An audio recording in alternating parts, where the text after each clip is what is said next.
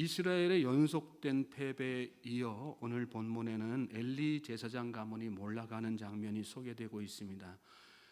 이 두 사건은 별개의 사건인 것 같지만 사실은 같은 맥락의 말씀입니다. 그리고 그 중심에는 엘리 제사장이 있습니다. 엘리 제사장은 이스라엘의 영적 지도자임과 동시에 한 가정의 가장이었습니다. 나라를 또한 가정을 영적으로 바르게 인도해야 할 중차대한 책임이 있었던 것이고, 그 책임을 감당하기 위하여 누구보다 영적으로 깨어 있었어야 했던 사람이지요. 그러나 그는 그렇게 하지 못했습니다.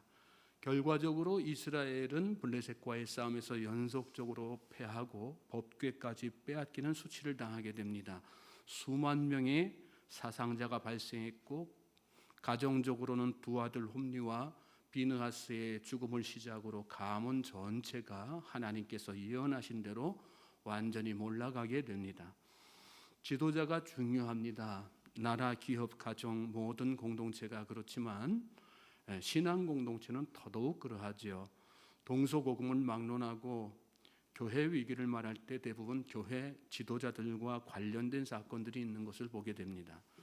하나님은 이방 나라보다 이스라엘에게 더 큰 책임을 요구하시고 먼저 그들을 책망하셨던 것처럼 백성보다 지도자들에게 더 큰 책임을 물으십니다. 영향력이 그만큼 크기 때문입니다. 목사로부터 시작해야 되는 것이지만 목사만의 이야기가 아니죠. 기독교의 핵심 사상은 만인 제사장직입니다. 예수님을 영접한 우리 모두가 제사장이라는 것입니다. 너만 제사장이냐, 나도 제사장이다. 교회의 질서를 어지럽히라는 것이 아닙니다. 대제사장이신 예수님이 내 안에 들어와 계시니 내 몸이 제사장의 몸이라는 생각으로 교회를, 또 가정을, 나아가 내가 속해 있는 모든 공동체를 영적으로 바르게 이끌어야 할 책임이 있다는 생각으로 살아야 한다는 것이죠. 오늘 엘리를 통해서 영적 지도자들인 우리가 깨달아야 될 교훈 몇 가지를 살펴보도록 하겠습니다. 12절에서 15절 말씀 보십시오.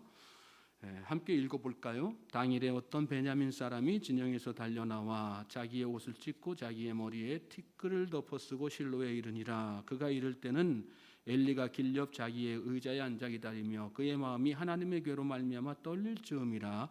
그 사람이 성읍에 들어오며 알림에 온 성읍이 부르짖는지라. 엘리가 그 부르짖는 소리를 듣고 이르되 이 떠드는 소리는 어찌 됨이냐. 그 사람이 빨리 가서 엘리에게 말하니 그때에 엘리의 나이가 98세라 그의 눈이 어두워서 보지 못하더라.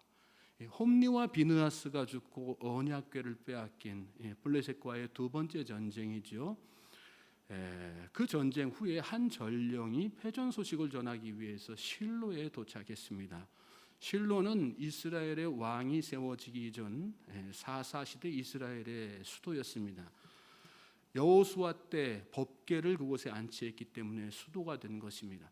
엘리는 그곳에 세워진 성전 대제사장이었습니다. 그런데 13절에 보니까 그가 성전에 있지 않고 길 옆 자기의 의자에 앉아 기다렸다고 이렇게 말씀했습니다. 그 이유를 하나님의 괴로 말미암아 떨릴 즈음이라. 무슨 이야기일까요? 이스라엘 군대가 법궤를 전장에 가지고 나아가는 것을 엘리가 알고 또 허락했다는 뜻이죠. 보내놓고 나서 노심초사, 혹시나 법궤가 잘못되지는 않을까 걱정하면서 전장에서 들려오는 소식을 기다리고 있었던 것입니다. 엘리는 법궤를 가지고 간다고 해서 승리가 보장되지 않는다는 사실을 잘 알고 있었습니다. 그럼에도 불구하고 백성들이 원하니까 보낸 것입니다. 너희들 이런 식으로 법궤를 이용해서는 안 된다. 법궤를 가지고 가는 것보다 더 중요한 게 하나님과 함께 하는 것이고, 하나님과 함께 하는 것은 하나님 앞에 바로 설 때 가능한 것이다. 법궤가 있는다고 해, 법궤하고 같이 있는다고 해서 하나님께서 함께 하시는 것이 아니다. 그래야 하나님께서 그렇게 함께 하셔야 전쟁에 이길 수 있다. 진리에 바로 서서 바른 말씀, 바른 길을 이렇게 가르쳐 줬어야 되는데 여론에 밀려서 그걸 하지 못한 거죠. 여러분, 영적 지도자는 진리를 굳건하게 붙들고 있어야 됩니다. 믿습니까? 삶의 원칙이 분명해야지 돼. 우리 그리스도인들은 옳고 그름의 판단을 말씀을 기준으로 판단하고 결정해야지 되는 것이죠. 엘리가 의자에 앉아서 소식을 기다릴 무렵에 전령의 소식을 듣고 온 성읍이 슬픔으로 부르짖는 소리가 이렇게 들려오게 됐죠. 엘리가 그 소리를 듣고 무슨 일이라 물었어요. 엘리의 나이가 98세였기 때문에 눈이 어두워서 그 광경을 보지 못했기 때문입니다. 영적으로 둔감한 상태인 것을 말씀하는 그런 내용인 것입니다. 여러분, 지도자가 영적으로 분별력을 잃고 둔감해지면 늘 이렇게 잘못된 판단과 결정을 내리게 돼요. 그리고 그 결과로 공동체는 위기에 빠지게 되어 있는 것입니다. 교회도 그렇고 가정도 다 마찬가지죠. 신앙생활 오래 했다고 또 나이를 먹는다고 영적 분별력이 저절로 생기는 것이 아닙니다. 기도와 말씀으로, 오직 기도와 말씀으로 늘 깨어 있어야 영적 분별력이 생기는 거죠. 하나님께서 그런 영적 분별력을 기도와 말씀 통해서 부어주시는 것입니다. 저는 오늘 저와 여러분이 그런 영적 분별력을 하나님으로부터 받는, 그래서 기도와 말씀으로는 늘 깨어있는 우리 주의 백성들 될 수 있기를, 바른 영적 지도자가 될 수 있기를 주님의 이름으로 소망하고 축복합니다. 16절에서 18절 말씀 또 보시겠어요? 그 사람이 엘리에게 말하되 나는 진중에서 나온 자라. 내가 오늘 진중에서 도망하여 왔나이다. 엘리가 이르되 내 아들아, 일이 어떻게 되었느냐? 소식을 전하는 자가 대답하여 이르되 이스라엘이 블레셋 사람들 앞에서 도망하였고 백성 중에는 큰 살육이 있었고 당신의 두 아들 홈니와 비느하스도 죽임을 당하였고 하나님의 괴는 빼앗겼나이다. 하나님의 괴를 말할 때에 엘리가 자기 의자에서 뒤로 넘어져 문 곁에서 목이 부러져 죽었으니 나이가 많고 비대한 까닭이라. 그가 이스라엘의 사사가 된 지 40년이었더라. 엘리는 진중에서 도망해 나온 전령으로부터 패전 소식을 자세하게 들었습니다. 이스라엘이 블레셋에 패하면서 많은 사람이 죽고 제사장인 두 아들들도 죽었으며 하나님의 법궤까지 빼앗겼다는 아주 충격적인 소식이죠. 엘리는 그 순간에 두려움에 사로잡혀서 그만 이야기를 듣다가 하나님, 전령이 하나님의 법궤를 말할 때 말씀해 보면 그런 내용이 나오지 않습니까? 의자에서 뒤로 넘어져서 충격을 받아가지고 목이 부러져가지고 죽고 말았습니다. 이스라엘의 사사여 제사장으로 40년을 보냈지만 엘리의 끝은 이렇게 비참한 말로로 마감했던 것입니다. 지도자는 연륜이 더할수록, 그렇죠, 우리는 신앙생활이 더하면 더할수록 우리 자기 자신을 엄격하게 점검해야지 됩니다. 엘리가 참 비대한 몸집으로 여기 묘사되지 않습니까? 나이 들면서 그만큼 무분별한 삶을, 또 무절제한 삶을 살았다는 반증인 것이죠. 경력이 쌓인다고 해서 저절로 지혜와 성숙이 더해지지 않는 거죠. 오히려 그 경력 때문에 우리는 하나님의 역사를 가로막는 경우가 참 많습니다. 지도자가 진리에 바로 서지 않으면 연륜이 도움되지 않아요. 물론 우리 인생의 여러 가지 경험과 연륜은 잘만 사용하면, 영적으로 우리가 깨어 있으면 그만큼 좋은 일에, 선한 일에, 하나님의 일에 시너지를 발휘할 수 있어요. 그러나 영적으로 깨어 있지 않은 상태에서 어떤 연륜 경험은 오히려 하나님의 역사에 방해가 되고 장애물이 된다고 하는 사실을 잘 우리가 기억하고, 무엇보다도 영적으로 깨어 있는 것, 무엇보다도 영적 분별력을 갖추는 것이 선행되어야 된다는 사실을 여러분 마음속에 잘 자각하면서, 그래서 이 하루도 내 생각, 내 경험, 내 지식을 의존하는 것이 아니라 하나님의 말씀을 더욱더 붙들고 하나님의 지혜를 구하는 우리 모든 주의 백성들 되실 수 있길 바랍니다. 하나님은 어떤 분이세요? 우리가 지혜를 구하면 후히 주시는 분, 꾸짖지 않으시는 분이라고 말씀하셨어요. 후히 주시는 분, 넉넉하게 주시는 분, 우리에게 지혜와 분별력을 차고 넘치도록 하시는 분이 하나님이시라는 것 여러분 잘 기억하시고, 하나님 앞에 그러므로 이 새벽에도 하나님 저에게 지혜 주십시오, 영적 분별력 주십시오 간절하게 기도할 수 있게 되기를 주님의 이름으로 소망합니다. 자, 이어지는 19절, 22절 말씀 우리 같이 한번 또 봉독해 보실까요? 19절부터 22절 말씀 시작.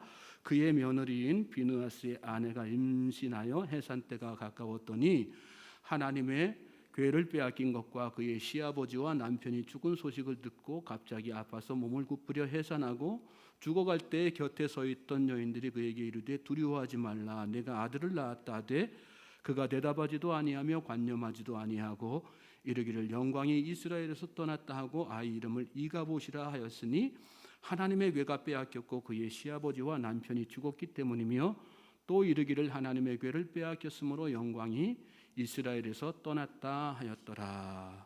이 엘리의 며느리이자 비느하스의 아내는 해산할 때가 가까웠는데 하나님의 궤를 빼앗기고 그 시아버지와 남편이 다 죽었다는 소식을 듣고 갑자기 충격을 받아서 산통이 일어나서 아이를 낳고 죽었습니다.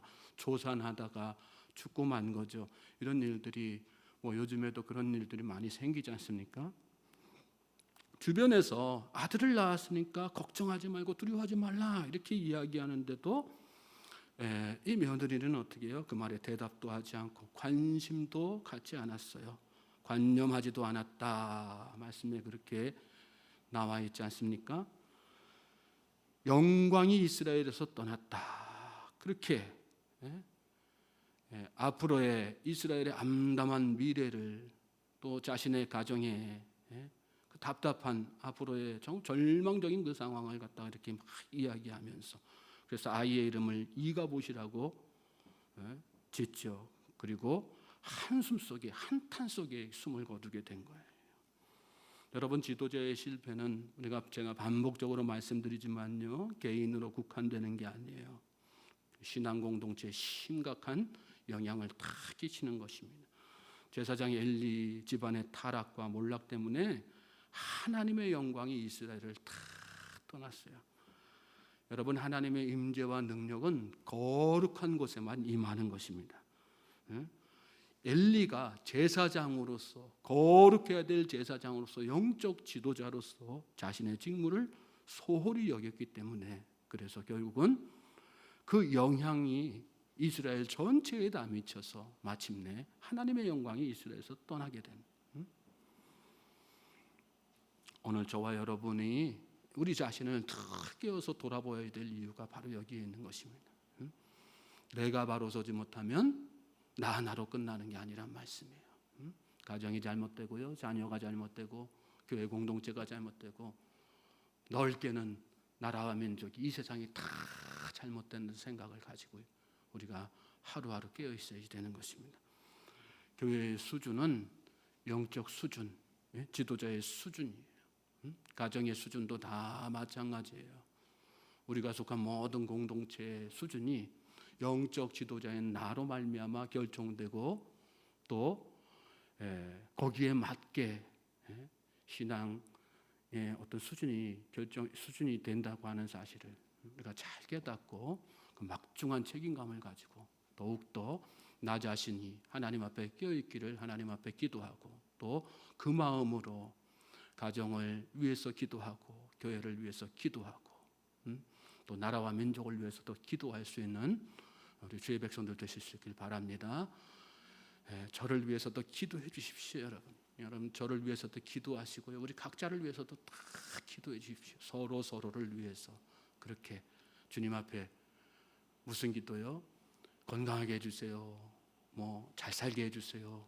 그런 기도도 필요하겠지만요. 무엇보다도 영적으로 깨어있기를, 영적 지도자로 바로 설 수 있기를 하나님 앞에 기도하는 우리 이 새벽 되시고 여러분 오늘 저와 여러분 될 수 있기를 주님의 이름으로 소망하고 축복합니다. 그럴 때 하나님께서 우리가 속한 신앙 공동체, 가정, 교회, 나라와 민족을 굳건하게 세워가시는 것입니다. 믿음으로 기도하는 우리 모든 주의 백성들 되시기를 다시 한번 주님의 이름으로 소망하고 축복합니다.